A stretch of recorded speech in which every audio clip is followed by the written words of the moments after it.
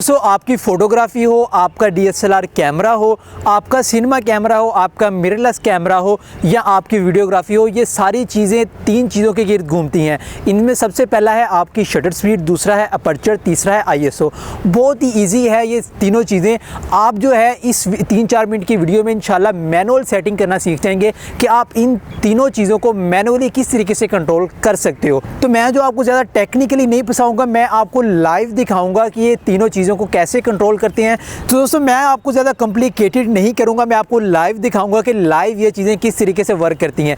कि देखिएगा यहाँ पर आप कैमरे की स्क्रीन पर देख सकते हैं, यहाँ पर आपको नज़र आ रहा है जो 1 के साथ जो भी वैल्यू नज़र आ रही होती है उसे कहते हैं शटर स्पीड, और ये है शटर स्पीड। और F के साथ जो भी वैल्यू नज़र आ रही होती है उसे कहते हैं अपर्चर, और नीचे आपको आपका ISO नज़र आ रहा है। ये तीन चीज़ें जो हैं इन्हीं के गिर्द सारी फोटोग्राफी घूमती है। तो अब मैं आपको एक आसान तरीका बताता हूँ सेटिंग करने का, आसान तरीका, आसान जो कि हर कोई कर लेगा, ठीक है। उसमें सबसे पहले आपने क्या करना है, आपने जो है अपना ISO जितना भी है, आपने अपने ISO को हर टाइम जितना भी हो आपने 100 से 400 के दरमियान रखना है, 100 से लेकर 400 के दरमियान। ये देखिएगा, ये देखें ISO को आप बढ़ा सकते हैं। उसके बाद आपका जो F है उसकी वैल्यू जो है आपने कम से कम रखनी है। कम से कम मतलब समझते हैं आप, मतलब आपका अगर 1.8 है आपने 1.8, अगर 2.8 है 2.8, अगर 3.5 है 3.5, अगर 1.4 है तो 1.4। उसके बाद आपकी आ जाती है शटर स्पीड। तो शटर स्पीड जो है वो आपने अपनी एक्सपोजर को कंट्रोल करने के लिए रखनी है। फिर आपने जो है आपकी शटर स्पीड इसको बढ़ाकर या कम करके अपनी तस्वीर का जो एक्सपोजर है उसको कंट्रोल करना है कि आपकी तस्वीर बिल्कुल अच्छी नज़र आए। तो जो मैंने पहले आपको बताया है वो बिल्कुल सिंपल वे है जो हर किसी को समझ आ जाएगा, लेकिन अब मैं आपको थोड़ा सा टेक्निकली समझाऊंगा, ज़्यादा नहीं आपको कॉम्प्लिकेटेड करूँगा, थोड़ा सा टेक्निकली अगर आप समझने की कोशिश करेंगे तो आपको समझ आ जाएगी। सबसे पहले मैं एक्सप्लेन करूँगा शटर स्पीड को, फिर अपर्चर को, फिर ISO को। चलें अब हम एक्सप्लेन करते हैं शटर स्पीड को। तो अब लाइव व्यू में देख सकते हैं यहाँ पर ये देखिएगा 250 शटर स्पीड है। अगर ये देखिएगा इसको मैं ज़्यादा कर रहा हूँ तो तस्वीर हमारी हो रही है ब्लैक, ये देखिएगा। अगर इसको मैं कम कर रहा हूँ तो ये वाइट हो रही है। तो ये तो है इसका सिंपल वे, मतलब सिंपल वे कि हर किसी को समझ आ जाएगा। ज़्यादा करने से आपकी तस्वीर ब्लैक हो रही है, कम करने से आपकी तस्वीर वाइट हो रही है। अब मैं आपको थोड़ा सा टेक्निकली अगर बताऊँ तो ये जो शटर स्पीड है ये शटर के ओपनिंग की है कि आपका शटर कितनी देर के लिए खुलेगा। अगर आपका शटर जो है मतलब ये 1/2 का मतलब है 1 सेकंड का 100वां हिस्सा, ये 1/250 का मतलब है 1 सेकंड का 250वां हिस्सा। मतलब शटर स्पीड जब तेज़ होगी तो आप मोशन को भी यानी कि फ्रीज़ कर सकते हैं, और अगर आपकी शटर स्पीड स्लो होगी तो आपकी मोशन जो है वो बिल्कुल स्लो हो जाए। अगर एक मिसाल कोई चीज़ भाग रही है तो आप उसकी तेज़ शटर स्पीड की जब फोटो खींचेंगे तेज़ शटर स्पीड पे तो वो आपको क्लियर नज़र आएगी, लेकिन अगर आप स्लो शटर स्पीड पे खींचेंगे तो वो ब्लर हो जाएगी, ठीक है। इसका मतलब ये हुआ कि कम शटर स्पीड जो है वो स्लो मोशन पैदा करती है, और जो तेज़ शटर स्पीड है उससे आप किसी भी मोशन को, जहाज़ को उड़ते हुए, परिंदे को उड़ते हुए, गाड़ी को जाते हुए आप कैप्चर कर सकते हैं। और अब मैं आपको बताता हूँ शटर किसे कहते हैं। तो दोस्तों ये जो होता है ये कैमरे का शटर है, ये देखिएगा ये शटर है। ये शटर जब कितनी देर के लिए खुलेगा, नीचे क्या है, नीचे है सेंसर इसका, तो सेंसर पे लाइट कितनी देर के लिए जाएगी इसे ही कहते हैं शटर स्पीड। मतलब अगर हमने तेज़ शटर स्पीड करेंगे तो ये ज़ोर से बजेगा इस तरह, अगर हम स्लो करेंगे तो ये आराम से इस तरह बजेगा, और पीछे जो सेंसर है उसके ऊपर ज़्यादा लाइट आएगी। अगर तेज़ बजेगा तो ये थोड़ी देर के लिए खुलेगा और सेंसर पे लाइट जाएगी। ये थोड़ा सा मैंने आपको कॉम्प्लिकेटेड कर दिया है, लेकिन ये समझाना आपके लिए ज़रूरी था। तो शटर स्पीड आपको मेरे ख्याल से समझ आ गई होगी। सिंपल वे भी बता दिया है, टेक्निकल वे भी बता दिया है, और कैमरे का मैकेनिज्म भी मैंने आपको बता दिया। ये जो है एक स्लो शटर स्पीड का है, एक तेज़ शटर स्पीड का है। ये दोनों क्लिकों में आप कंपैरिजन करेंगे तो एक हल्का सा ब्लर है, लेकिन एक फुल फोकस में है, उसमें शटर स्पीड ज़्यादा है, इसमें कम है।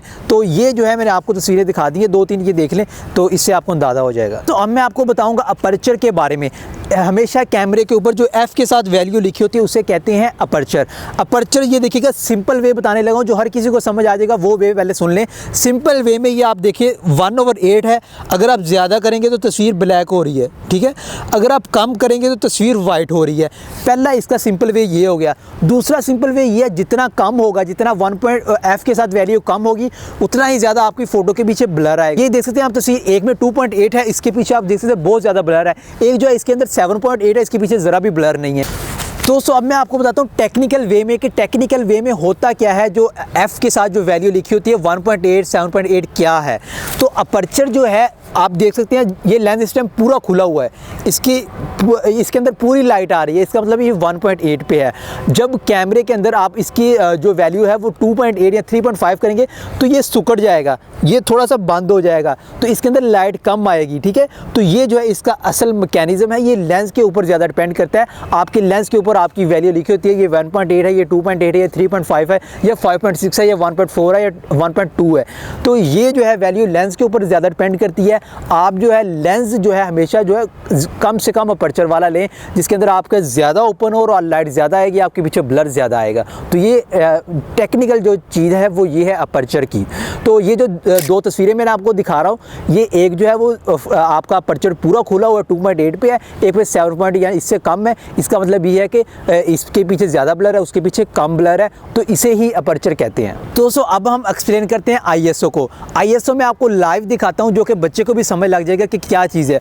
ISO 100 है, यहाँ पर देख सकते हैं आप, लेकिन जैसे ही मैं ISO को बढ़ा रहा हूँ तस्वीर वाइट हो रही है, ठीक है। तो ये देखिए जितना बढ़ा रहा हूँ कैमरे की स्क्रीन, यहाँ हमारी फ़ोटो बिल्कुल वाइट हो गई है। जितना कम होगा उतनी ही तस्वीर आपकी जो है वो ब्लैक होगी, जितना ज़्यादा होगा उतनी तस्वीर ब्राइट होगी। इसका सिंपल वे है। अब मैं आपको बताता हूँ टेक्निकल वे। ये ISO असल होता है लाइट की सेंसिटिविटी, ठीक है। लाइट आपके किस तरीके से सेंसर के अंदर आ रही है उसको जो है ये बयान करता है।